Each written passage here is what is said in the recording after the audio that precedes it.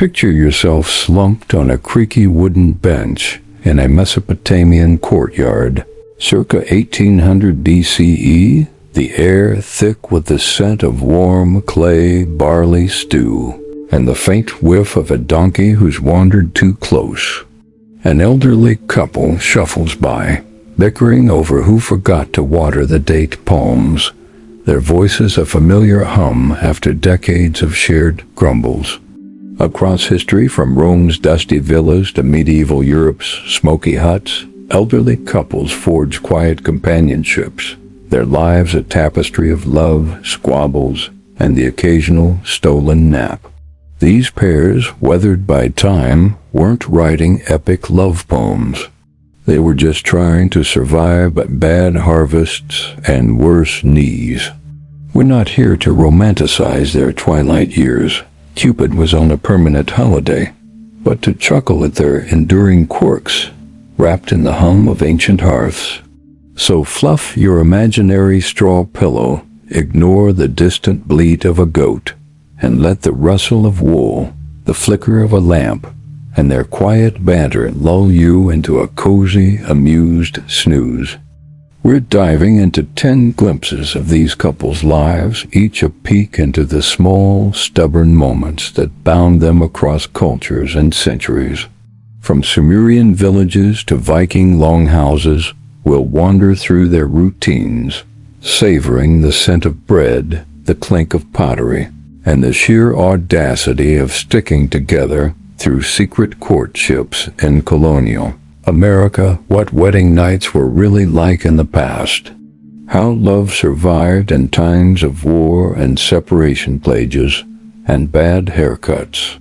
These companionships were a mix of habit, heart, and who else would put up with you? Grab a mental mug of ale, settle in, and let's giggle our way through history's coziest duos, each story a sleepy, snarky gem. Imagine lounging by a mud brick hearth in your 1800 BCE, the air heavy with the scent of barley bread, sesame oil, and the faint tongue of a neighbor's unwashed tunic. An elderly couple, faces like sun-baked clay, are muttering about who left the grain jar open, their voices blending with the crackle of the fire. The air's buzzing with the clink of clay cups, the rustle of reed mats, and the occasional snort of a goat outside. In Mesopotamia, per cuneiform tablets, old couples leaned on each other to survive, their companionship a mix of habit and "you're still here?" vibes. Let's dive into their world, letting the flicker of flames, the whiff of dust, and their grumpy banter make you chuckle as you drift toward sleep. Tablets from yore, like those in the British Museum, hint at couples sharing tasks, grinding grain, brewing beer, dodging tax collectors. No grand romance here. It was about teamwork with love as a side dish. The air was thick with the scratch of stilly and the smell of clay, as scribes noted dowries long paid. The couple, let's call them Enki and Ninsen, probably muttered, "You forgot the barley again?" while splitting chores. Their bond, forged in youth, held through creaky joints and bad harvests, the air tense with the rustle of reeds and the hope of dinner. Life around them was busy. Markets buzzed with gossip about old pears, the air heavy with the clink of weights and the scent of spices.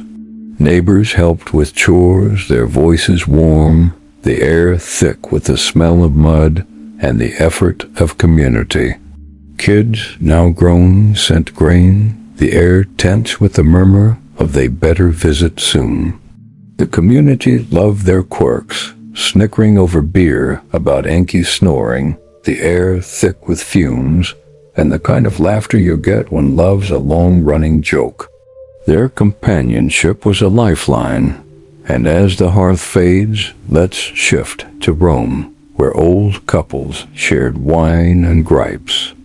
Picture yourself sprawled on a stone bench in a Roman villa, 100 CE. the air warm with the scent of olive oil, dust, and the faint whiff of a senator's overdone perfume. An elderly couple, gray and grumpy, are bickering over who fed the cat too much garum, their voices a familiar drone. The air's buzzing with the clink of amphorae, the rustle of togas, and the distant hum of a slave's lute. Roman epitaphs like those in the Via Appia praise couples who stuck it out, their companionship a mix of loyalty, and who else would deal with your nonsense? Let's saunter into their courtyard, letting the flicker of a lamp, the scent of wine, and their snarky quips make you snicker as you sink toward slumber. Epitaphs per the Corpus Inscriptionum Latinarum show couples like Lucius and Claudia buried together with sweet words. 50 years, no regrets.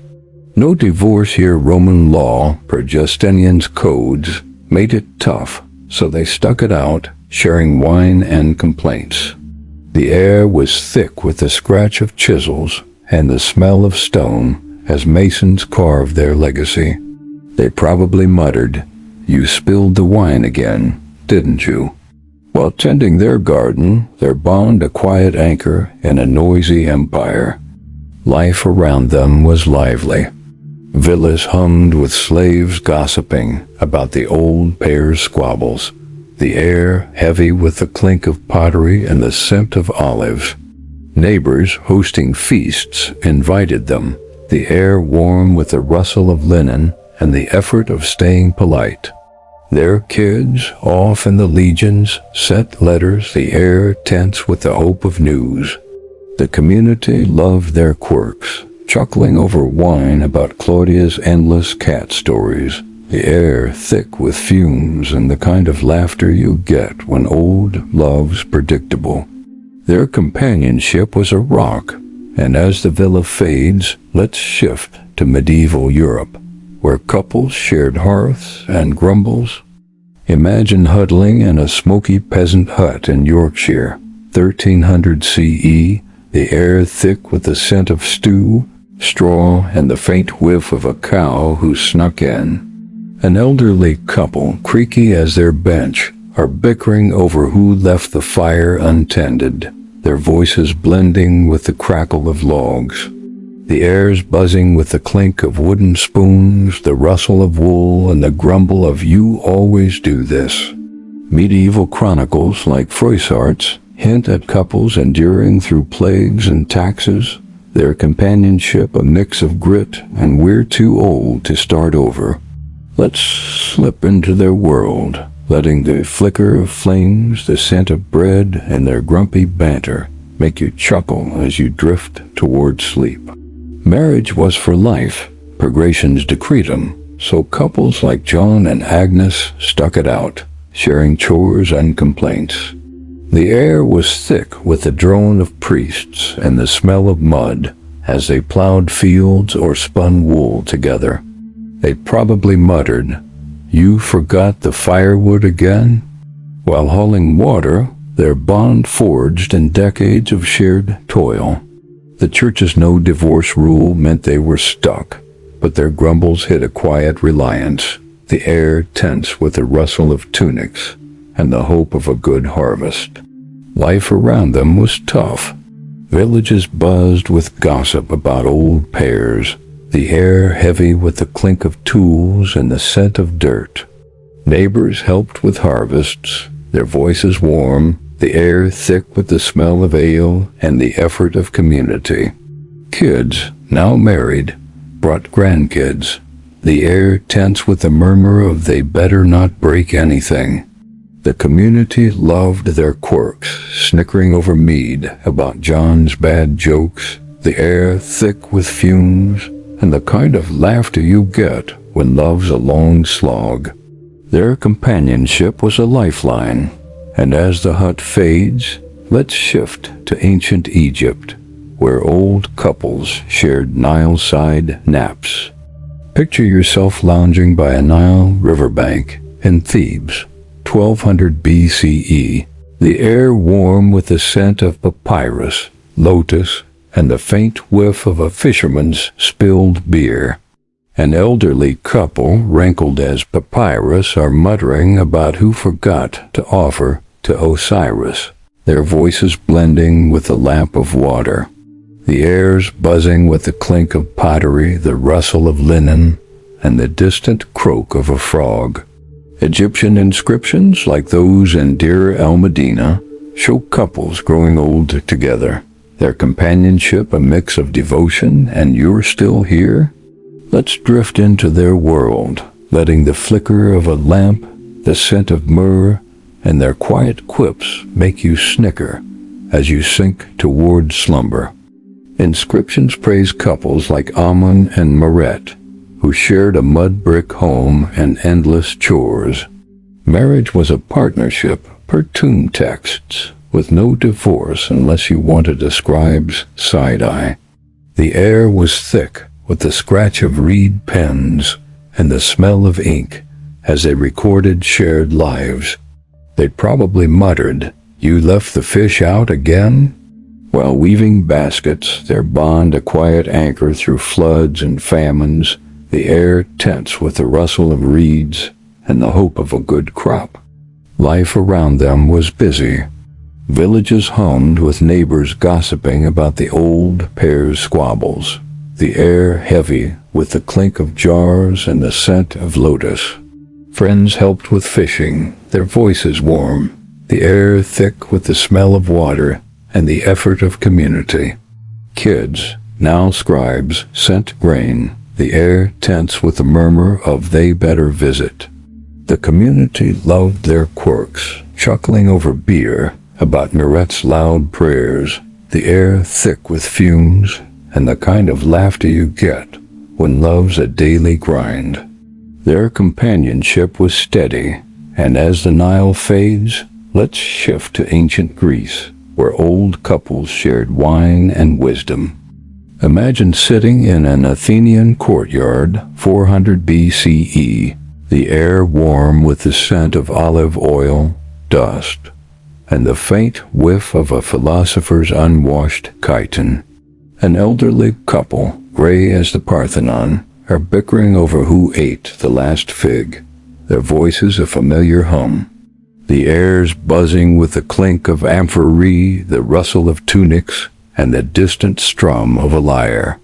Greek epitaphs per the anthology praise couples who endured, their companionship a mix of habit, and who else would listen to your stories? Let's saunter into their world, letting the flicker of a lamp, the scent of wine, and their snarky banter make you chuckle as you drift toward sleep. Epitaphs describe couples like Nikos and Chloe, sharing a home and endless debates. Marriage was a social contract, per Xenophon, with divorce rare, so they stuck it out, splitting chores and complaints. The air was thick with the drone of symposia and the smell of wax as they argued over olive harvests. They probably muttered, "You pruned the tree wrong again?" While pouring wine, their bond a quiet anchor in a chatty polis, the air tense with the rustle of cloaks and the hope of a good market. Life around them was lively. The agora buzzed with gossip about old pairs, the air heavy with the clink of coins and the scent of olives. Neighbors helped with harvests, their voices warm, the air thick with the smell of dust and the effort of community. Kids, off studying rhetoric, sent gifts, the air tense with the murmur of "they better not argue like us." The community loved their quirks, snickering over wine about Nikos' bad jokes, the air thick with fumes and the kind of laughter you get when love's a long debate. Their companionship was a rock, and as the courtyard fades, let's shift to Viking longhouses, where old couples shared furs and feuds.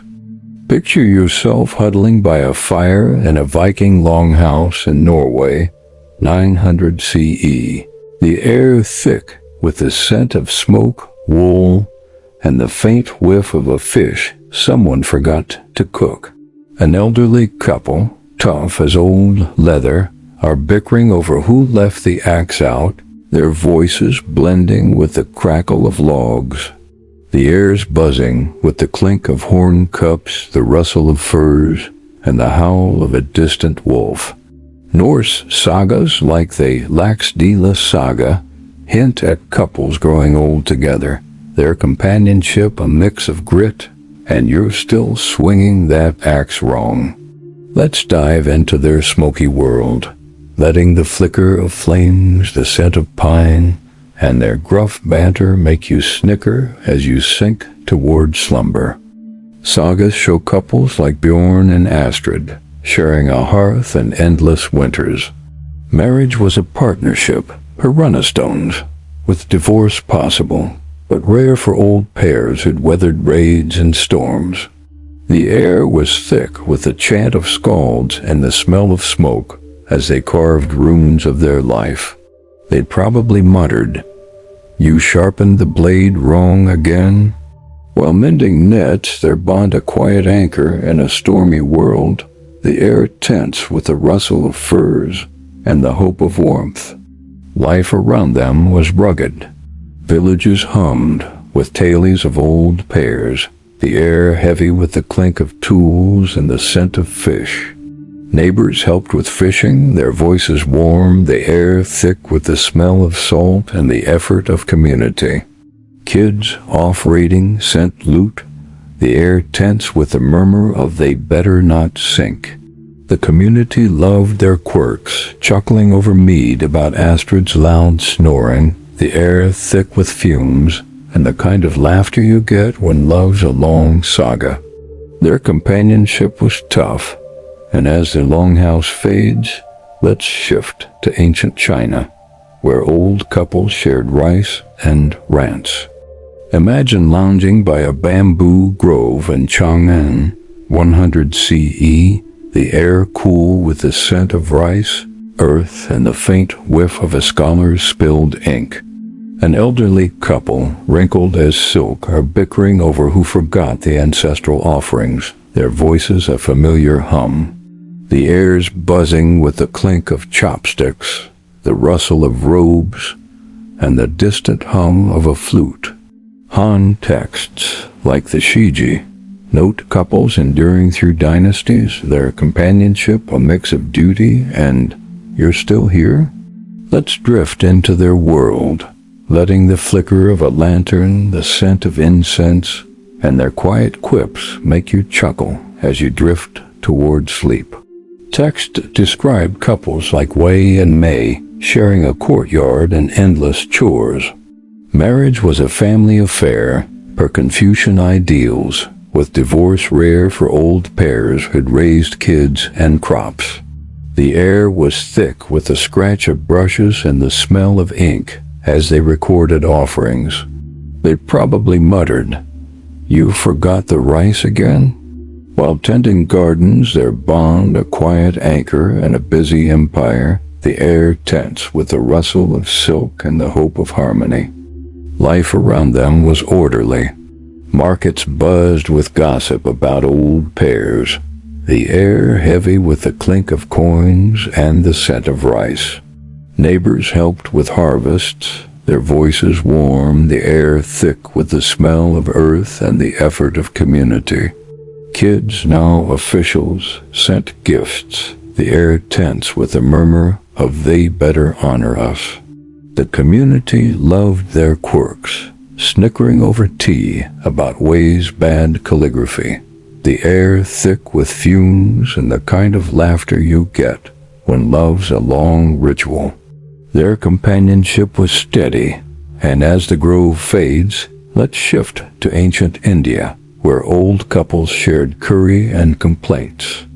Picture yourself sitting by a temple courtyard in Pataliputra, 400 CE, the air warm with the scent of curry, sandalwood, and the faint whiff of a cow who's wandered too close.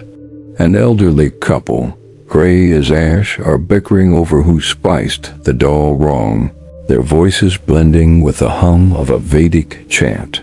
The air's buzzing with the clink of brass pots, the rustle of cotton, and the distant tinkle of a bell. Gupta texts, like the Kama Sutra, note couples aging together, their companionship, a mix of devotion and you're still burning the rice. Let's saunter into their world, letting the flicker of a lamp, the scent of incense, and their spicy banter make you chuckle as you sink toward slumber. Texts show couples like Ravi and Sita sharing a home and endless rituals. Marriage was sacred per the Dharma Shastras, with divorce rare for old pairs who'd weathered monsoons and family dramas. The air was thick with the chant of priests and the smell of ghee as they offered to gods.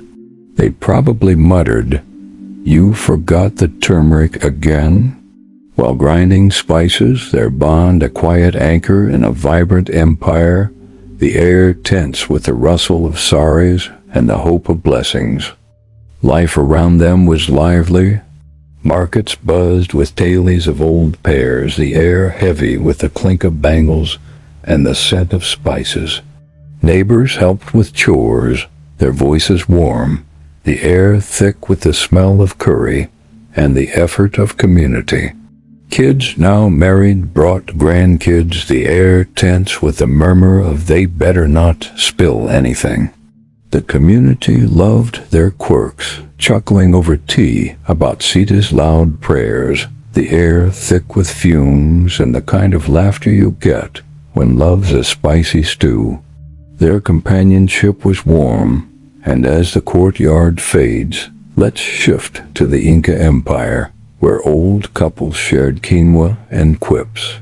Imagine huddling by a stone hearth in Cusco, 1400 CE, the air thick with the scent of quinoa, smoke, and the faint whiff of a llama who's too close. An elderly couple, tough as alpaca wool, are bickering over who forgot the festival offering, their voices blending with the crackle of flames. The air's buzzing with the clink of pottery, the rustle of textiles, and the distant hum of a pan pipe. Inca oral traditions, por Garcilaso de la Vega, note couples aging together, their companionship a mix of duty, and you're still tripping over the llama? Let's dive into their world, letting the flicker of a fire, the scent of maize, and their gruff banter make you snicker as you drift toward sleep. Traditions show couples like Manco and Koya sharing a home and endless tasks. Marriage was a community bond, with divorce rare for old pairs who'd built terraces and families. The air was thick with the chant of priests and the smell of smoke. As they offered to Inti, they probably muttered, "You forgot the quinoa again?" While weaving cloth, their bond a quiet anchor in a rugged empire, the air tense with the rustle of textiles and the hope of a good harvest. Life around them was tough. Villages hummed with gossip about old pairs, the air heavy with the clink of tools and the scent of maize. Neighbors helped with farming, their voices warm, the air thick with the smell of earth and the effort of community. Kids, now warriors, sent gifts, the air tense with the murmur of they better not fall off a cliff. The community loved their quirks, chuckling over coca about Koya's loud complaints, the air thick with fumes and the kind of laughter you get when love's a long haul. Their companionship was solid, and as the hearth fades, let's shift to archaeology, where traces of these couples endure. Picture yourself in a modern dig site in Rome, 2025 CE, the air soft with the scent of earth, dust, and the faint whiff of an archaeologist's coffee. Scholars are uncovering graves of elderly couples, their bones and goods whispering of lives shared long ago. The air's humming with the clink of trowels, the rustle of brushes, and the murmur of "look at this." Finds, like Roman epitaphs or Mesopotamian tablets, show couples buried together, their companionship etched in stone. Let's wander into these traces, letting the flicker of a lamp, the scent of soil, and the artifact's quiet stories make you chuckle as you sink toward slumber. Graves like those in Pompeii show couples with shared urns, their inscriptions boasting together forever. Mesopotamian seals, per the British Museum, name pairs who shared homes, their goods pots, tools hinting at daily life. The air was once thick with the chisel's tap and the smell of clay as they marked their bond. They probably muttered, "You broke the pot again?" While working their love a quiet thread in a noisy world, the air tense with the hope of legacy. Life around these finds is quieter now. Archaeologists, sifting dirt, swap theories about old pairs, the air heavy with the clink of tools and the scent of earth. Museums display their goods, visitors whispering, "They stuck it out?" As they gawk, the air warm with the hum of curiosity. The finds spark debates, the air tense with the weight of history and the hope of understanding. The community from ancients to today loves the story, snickering over coffee about their quirks, the air thick with dust, and the kind of laughter you get when love outlives time. Their traces endure, and as the dig fades, let's wrap up with a final reflection, tying these couples together with a smirk. When we look at elderly companionship in history, be it a Mesopotamian couple bickering over barley, or a Viking pair arguing about axes, we are really looking at the most universal of human experiences. What happens when two people, having weathered decades of shared life, remain together into their twilight years? Comparing their world to ours reveals both dramatic changes and striking continuities. While laws, lifespans, and living conditions have shifted beyond recognition, the heart of companionship, the small daily acts, the quarrels, the reliance on one another remains surprisingly similar. Let's wander slowly through these layers of comparison, weaving together the past and the present, noticing where echoes remain and where society has drawn new maps for old hearts. In ancient Mesopotamia, companionship in old age was less a matter of choice than of survival. Couples like our imagined Enki and Ninsen depended on each other to grind barley, haul water, and keep the household afloat in a fragile agricultural economy. Today, elderly couples no longer need to worry about hand-grinding grain or fetching water from distant rivers, but the principle of shared survival remains. Instead of barley, it might be managing retirement accounts, keeping track of medication schedules, or reminding each other about doctor's appointments. The survival needs have changed from physical to bureaucratic, yet the pattern of division, "You take care of this, I'll take care of that," is constant. Both then and now, companionship is about lightening the load of life's endless chores. Roman retirees sipping wine in shaded courtyards remind us that companionship has always been publicly acknowledged. Roman epitaphs often praised 50-year marriages as triumphs, while today couples celebrate golden anniversaries with parties, photo albums, and sometimes viral social media posts. The difference lies in cultural framing. Romans saw marriage as a civic institution, tied to property and family lineage, while today we emphasize personal fulfillment and romance. Yet, at the heart of it, both worlds see longevity in marriage as an achievement worthy of commemoration. The Roman, who else would put up with you, lives on in modern anniversary speeches, except now delivered with microphones in banquet halls instead of chisels on stone. Medieval couples huddled in smoky huts faced companionship under the strict weight of the church's insistence that marriage was for life, with no escape save death.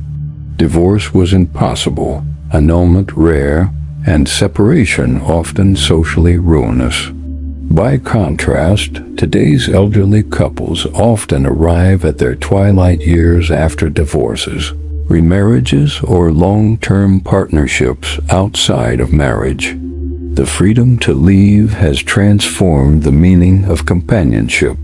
Where medieval spouses might have felt stuck, modern couples who remain together into old age often feel it is a deliberate choice. That voluntary endurance makes companionship not just a social contract, but a personal statement of affection or at least tolerance.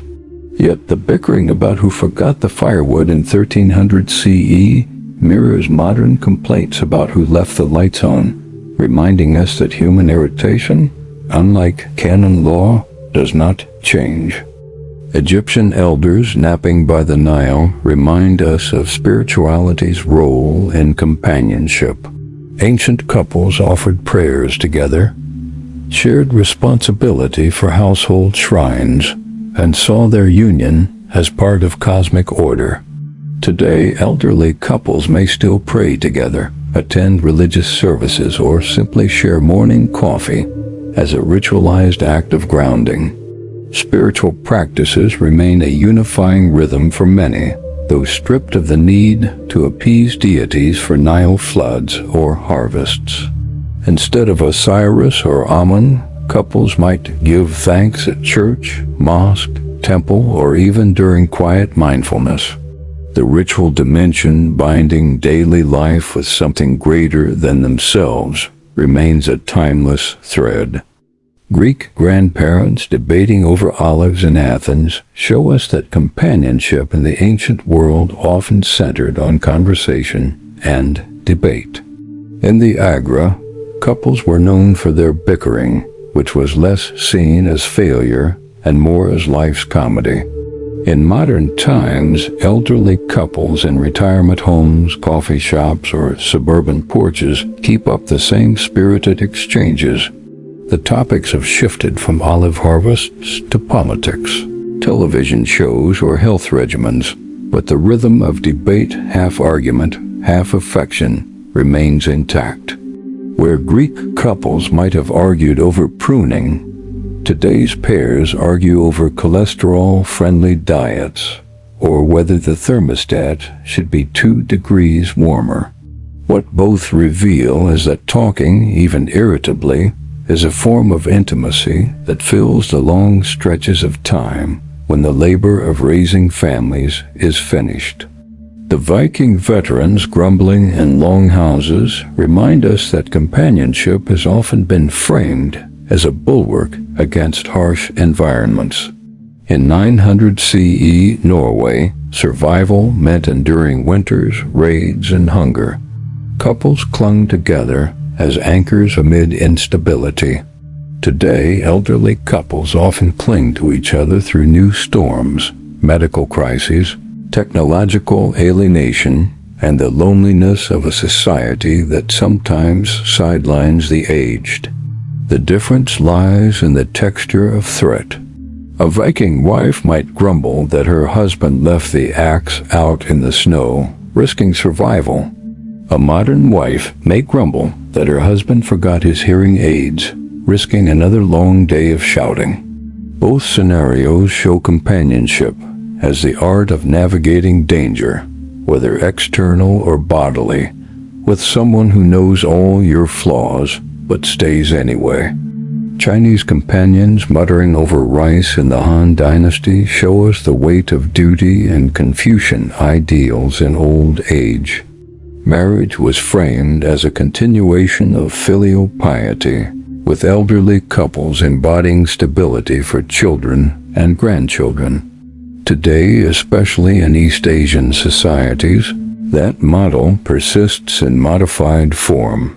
Elderly couples often live with or near children, and their companionship is tied to family structure rather than individual romance. In Western societies, the shift toward independence means elderly couples are more likely to live apart from children. But even so, the expectation of mutual support remains. In both cases, companionship is defined not only by two people's bond, but by the wider web of family obligations and legacies. Whether through rice rituals or retirement plans, old age is lived not in isolation, but as part of intergenerational flows. Indian elders spicing up life in the Gupta Empire remind us of ritual, food, and the sacredness of shared tasks. Couples argued about turmeric proportions in 400 CE, and today, partners argue about whether the curry has too much chili or if the soup is too salty. Food, then and now, remains one of the most intimate battlegrounds of companionship because it merges survival, taste, and identity. Modern couples often pass recipes down, cook together, or squabble in kitchens, much as Gupta pairs did in courtyards. What has changed is access. Spices once rare and precious are now in every grocery store aisle. Yet the emotional dynamics remain familiar. An elderly couple arguing over seasoning is the continuation of a 1,600-year-old conversation about how much turmeric is too much. Inca elders chewing quinoa in Cusco reveal companionship shaped by community responsibility. Marriage in the Andes was not simply between two people, but embedded in collective labor terrace building, llama herding, festival obligations. Elderly couples held symbolic weight as keepers of tradition. Today, elderly couples may not weave textiles for rituals, but they often hold community roles, whether as long-married anchors in neighborhoods, leaders in church groups, or sources of advice for younger relatives. While globalization and individualism have altered the form, the function remains. Older couples embody stability and continuity, even when they're mostly just sharing grumbles about llamas or, in modern cases, grandkids leaving messes in the living room. The archaeological traces of old couples' bones buried side by side, inscriptions declaring together forever, remind us of memory's role. Then and now, couples seek ways to ensure their companionship leaves a mark. In ancient Rome, it was epitaphs. In Mesopotamia, it was seals on clay. Today, it is photo albums, joint gravestones, Facebook anniversary posts, or even TikTok videos of long-married couples dancing in kitchens. The mediums change, but the impulse is the same: to declare publicly that endurance and companionship deserves recognition, laughter, and respect. Modern society, however, adds new dimensions that ancient couples could never have imagined. Medical advances mean people live far longer than they did in Rome or Mesopotamia, meaning companionship now can stretch into the 80s, 90s, or beyond. Retirement, pensions, and senior homes create new settings for companionship, less about daily survival labor and more about managing time, health, and leisure. At the same time, the rise of individualism and choice has reshaped companionship into something more flexible. Couples are less likely to remain together because they must, and more because they choose. This injects new meaning into elderly companionship. Endurance is no longer obligatory, but deliberate, an ongoing commitment, even when escape is possible. Technology also transforms companionship in ways ancient couples could scarcely imagine. Where Enki and Ninsen relied on shared glances across reed mats, modern couples can text each other from across the house. Television, streaming, and social media create shared rituals, binge-watching shows instead of grinding barley, scrolling through news instead of weaving baskets. Elderly couples often joke about one partner being glued to the smartphone while the other shouts at the TV. Yet this is the modern echo of ancient complaints. Someone always seems distracted from the real chores. In this sense, companionship adapts to new tools, but retains the same undercurrent of humor and irritation. Economically, companionship today is less about physical survival and more about financial survival. Couples must navigate pensions, healthcare costs, and sometimes work longer into life. Arguments shift from firewood supplies to insurance policies, but the underlying theme, how to manage limited resources in old age, remains eternal. Elderly couples across centuries remind us that love has always been intertwined with economics, no matter how softly we prefer to imagine it. Psychologically, companionship in old age remains a powerful defense against loneliness.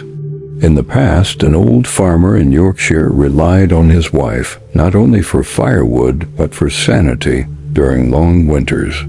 Today, elderly couples still describe their companionship as the buffer against silence, the reassurance that someone will laugh at their jokes even when hearing is failing. Studies on aging confirm what history shows. Companionship is the best predictor of well-being in late life. Whether through gossip in Viking longhouses or chatting during morning coffee in suburban kitchens, the presence of someone who listens has remained the quiet miracle of human endurance. Of course, differences also stand out sharply. Modern elderly couples can, in many cases, live with dignity and independence even when frail, thanks to healthcare, pensions, and supportive services. Ancient couples had no such luxuries. Arthritis, tooth loss, or poor harvest could easily turn twilight years into misery. Today, while health challenges remain, medical interventions from knee replacements to dental care allow couples to extend both companionship and activity. Where a Mesopotamian elder might groan with pain while hauling water, a modern elder might grumble while gardening, supported by medicine and comfort. The quality of twilight years, though still imperfect, has changed dramatically. Yet the similarities overpower the differences. Whether in clay huts or condominiums, humans grow old together by building patterns of shared chores, arguments, jokes, and affections. The historical record epitaphs, sagas, tomb inscriptions shows not idealized romance but daily life, the hum of companionship, the endurance of partnership, the quirks that keep people laughing or sighing long after the fire burns low. Modern couples scrolling through Facebook memes of husbands forgetting anniversaries are participating in the same tradition as Roman wives grumbling about spilled wine. The medium shifts, but the joke remains eternal. Ultimately, comparing the companionship of elderly couples across history to today's world reveals a deep continuity of human nature. We still measure love less by grand gestures than by who puts up with whose habits, who shares the chores, who makes the tea, who remembers the appointments. We still mark companionship as valuable, whether on gravestones or Instagram stories. And we still find humor in the fact that growing old together means endless bickering mixed with endless loyalty. So when you see an elderly couple today arguing in a supermarket about which brand of beans to buy, imagine their ancestors, Egyptians arguing about offerings, Greeks fussing over figs, Vikings muttering about axes. The scene is timeless. Companionship in old age remains what it has always been, the art of surviving life's absurdities with the same person at your side, grumbling all the way. As the hum of ancient lives fades, the clink of pottery, the rustle of wool, the scent of smoke and slightly burnt stew, let your mind flop into the quiet like a peasant after a long day's toil. We've wandered through the companionships of elderly couples, from Mesopotamian grumbles to Inca quips, each a testament to love's stubborn endurance. Their world was a whirlwind of chores, goats, and gossip sharper than a Viking axe, yet it was also a place where couples old and creaky leaned on each other with humor and heart. Picture yourself now tucked into a soft bed, the air still and the chaos of their time far away, their banter a distant chuckle. These companionships, quiet and quirky, remind us that even history's oldest pairs were gloriously, messily human. Let the details slip away, like a lamp flickering out in a drafty hut. The smoky hearths, the dusty villas, the taste of wine and curry, they fade into the background, leaving only the peace of this moment and a lingering smirk. You've journeyed through a world where love was a daily grind. Its couples shared gripes and quiet loyalties, keeping its story alive. Now it's time to rest, to let go of the ancient antics and sink into calm. Close your eyes, if you haven't already, and let the gentle absurdity of history lull you into sleep, safe in the silliness of now.